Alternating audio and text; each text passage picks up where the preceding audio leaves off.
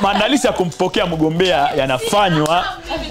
yanafanywa na uongozi ya mkoa ya chama mkoa.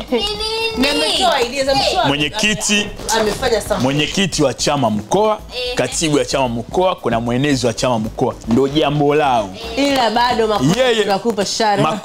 Makonda ni mgombea. Ni mgombea ndio anafanya. Na ni mwanachama na kawaida ambaye hana uongozi wowote ndani ya chama mkoa. Kwa hiyo wale farasi pale, wale wa mama UWT ndio walisema. Ni CCM mkoa. Wakasema wekeni farasi. Ni CCM mkoa. Na maroboti ni CCM mkoa. Okay.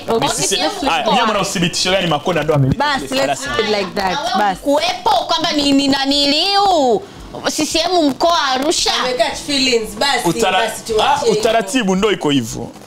Una uhakika? Maandalizi ya mapokezi yanafanywa na kuepo na kampeni yote wakishirikiana na chama taifa. Wabantu wanapigana kwa sababu yako.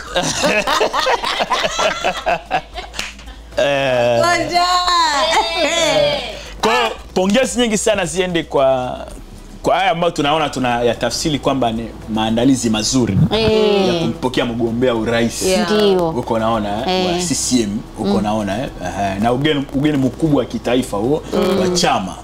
Pongezi nyingi ziende kwa uongozi wa serikali ya Chama ya Mapinduzi mkoa kwa kushirikiana na jumuiya ambao ziko ndani ya mkoa, UWT, UVCCM uko naona na jumuiya ile ya wale wanaita ya wazazi kwa kushirikiana na CCM mkoa kufanikisha hilo.